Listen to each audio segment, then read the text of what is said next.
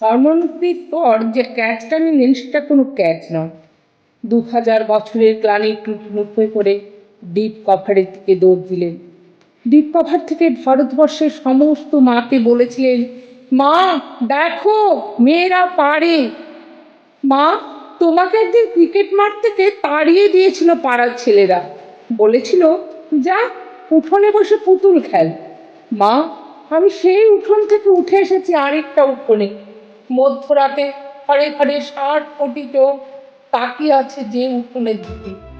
সেই নবী মুম্বাইয়ের ভরা স্টেডিয়াম থেকে বলছি, মেয়েরা পারে। 3 স্পিনার রাধা যাদব, দীপ্তি শর্মা, শ্রীচরণী। ওই তাদের কানের দুল কোথায় গেল নিশ্চি?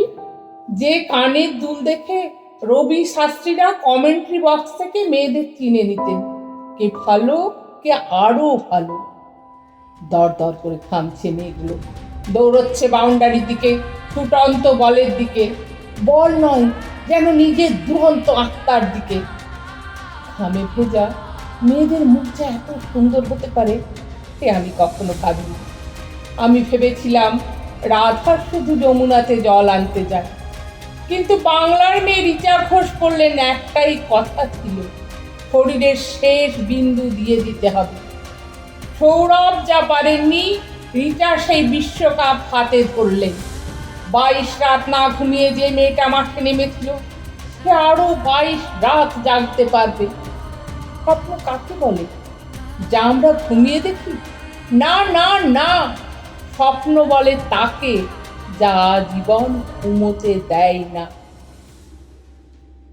গত 50 বছরে যত ভ্রূণ হত্যা হয়েছে, তারা আজ বলছে আমাদের একটা মাঠ দাও, আমাদের একটা বল দাও, আমাদের একটা ব্যাট দাও, আমাদের মেরে ফেলো না, আমরাও পারি।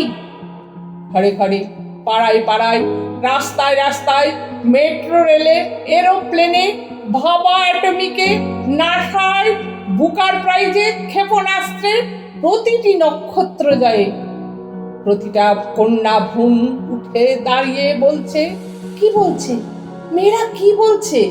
মেয়েরা বলছে আমাদের একটা মাঠ দাও, আমাদের একটা বল দাও, আমাদের একটা ব্যাট দাও।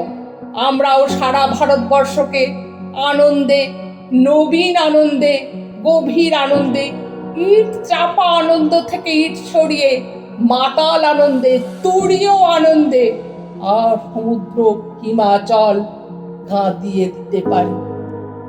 আর সমুদ্র হিমাচল কাঁদিয়ে দিতে পারি।